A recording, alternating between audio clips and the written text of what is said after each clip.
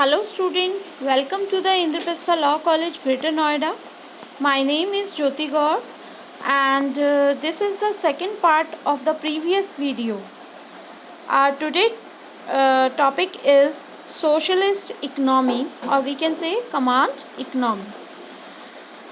In this topic we will cover what is socialist economy, what are the features of socialist economy, what are the advantages of socialist economy and disadvantages of socialist economy.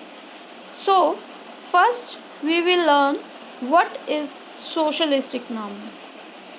In a socialist economy, the factors of productions are all state owned.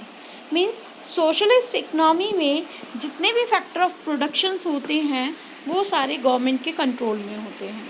The market and the factors of supply and demand will play no role here. Means जो market होती है और market में जो factors of supply and demand होते हैं उनका यहाँ पर कोई रोल नहीं होता है, बिकॉज गवर्नमेंट के अंडर में सारा कंट्रोल होता है. It is exactly opposite to that of a capitalist economy. ये कैपिटलिस्ट इकनॉमी के जस्ट अपोजिट होती है. मीन्स कैपिटलिस्ट इकनॉमी में हमने पढ़ा था कि वहाँ पर सारी चीज़ें प्राइवेटली ओन्ड होती है, गवर्नमेंट का इंटरफेयर नहीं होता है.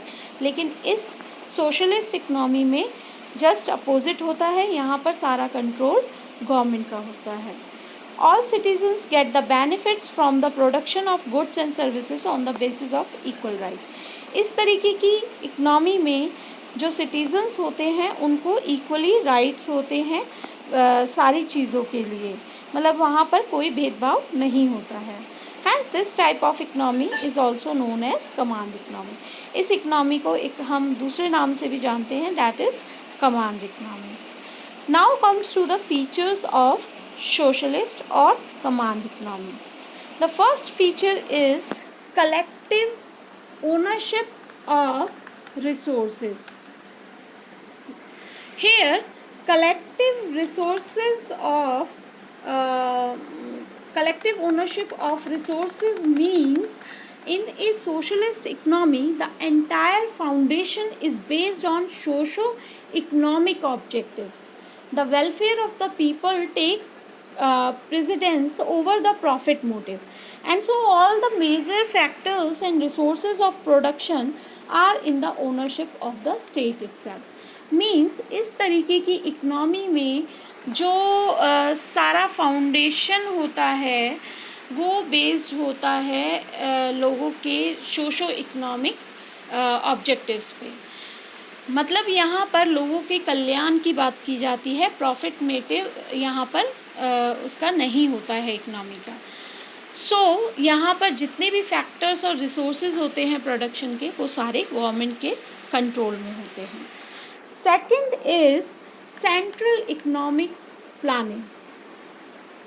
इन this point we can say there is always a central planning committee. यहाँ पर हमेशा एक सेंट्रल प्लानिंग कमेटी होती है. This is the authority who will decide what is to be produce using the state resources.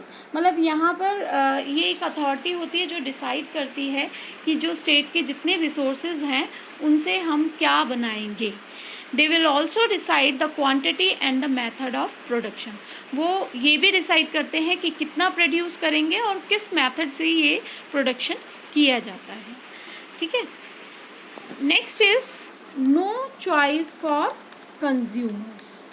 Means in socialist economy every citizen is guaranteed basic goods like food, clothing, shelter, etc., but the consumer do not have absolute freedom of choice. They cannot demand the products they wish. They must choose from the products the state manufactures. Means यहाँ पर जो समाजवादी अर्थव्यवस्था होती है वहाँ पर हर नागरिक को या हर सिटीज़न को भोजन जो होता है, उसके जो कपड़े होते हैं, उसका शेल्टर होता है, ये जो बेसिक नेसेसिटीज़ होती हैं उसकी गारंटी दी जाती है. लेकिन जो कंज्यूमर्स होते हैं उनको अपनी कोई पसंद की फ्रीडम नहीं होती है. मतलब वो ऐसे प्रोडक्ट्स की डिमांड नहीं कर सकते जो वो चाहते हैं. उन्हें जो गवर्नमेंट प्रोड्यूस कर रही है उन्हीं में से चॉइस उन्हें करनी होती हैं। Next is equal distribution of income. Equal distribution of income means this is the main feature of this economy. The setup does not allow one person to accumulate a lot of wealth. So the gap between the rich and the poor is much narrower. And all the citizens enjoy equal opportunities and facilities like education, public health care, etc. ये जो एक समाजवादी या socialist economy होती है, इसकी एक मुख्य विशेषता ये है कि इस इकनॉमी में जो अमीर और गरीब होते हैं उनके बीच में ज़्यादा गैप नहीं होता है, क्योंकि इस तरीके की इकनॉमी में किसी भी व्यक्ति को बहुत ज़्यादा अधिक मनी इकट्ठी करने की परमिशन नहीं होती है। और इस तरीके की इकनॉमी में सभी जो सिटीजन्स होते हैं उनको सभी को इक्वल अपॉर्चुनिटीज़ और इक्वल फैसिलिटीज़ दी जाती हैं। जैसे एजुकेशन हो गया, आपका जो मेडिकल फैसिलिटीज़ हो गई, यहाँ पर इनके साथ कोई भेदभाव नहीं किया जाता है। Last, absence of market forces. This is another feature of socialist economy. The motive here is the welfare of the people. Since there is no profit motive, price mechanism will not influence any product decisions.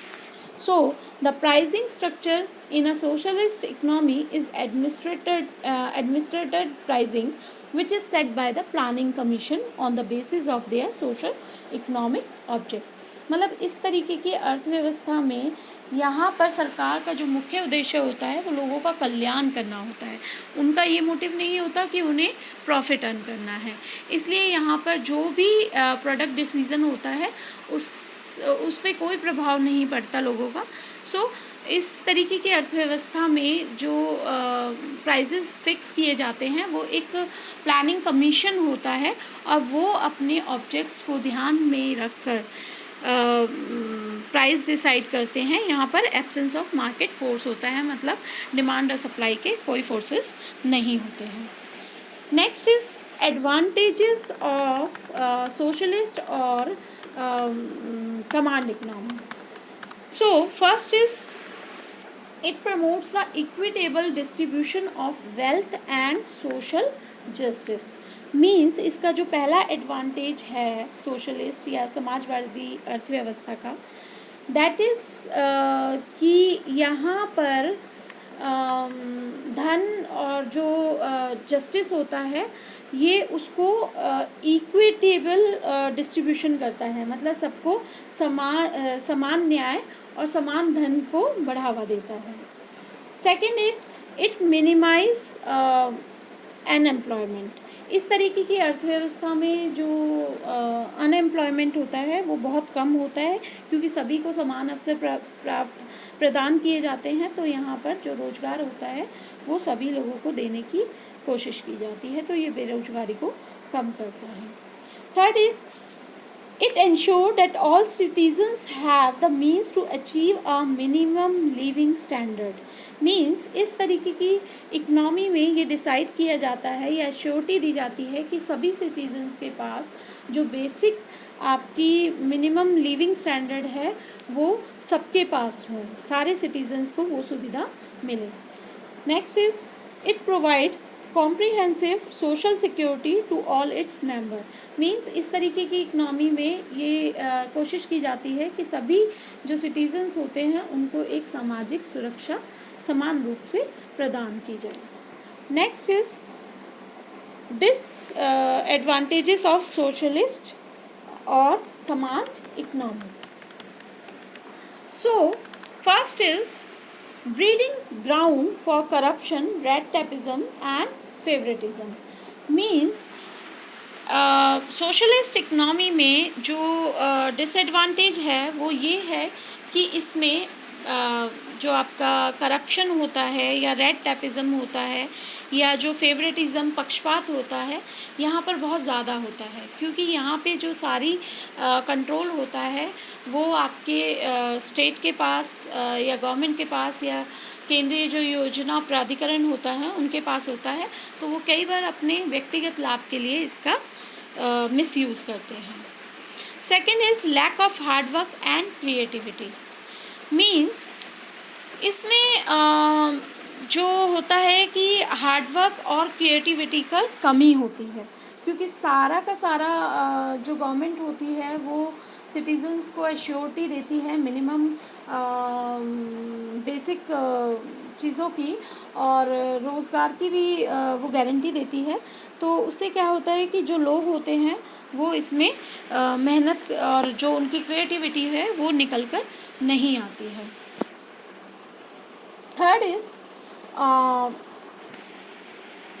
restrict the freedom of its citizens, means यहाँ पर it is essentially restrict the freedom of its citizen. They do not have a choice in the product they wish to buy or the jobs they want to do.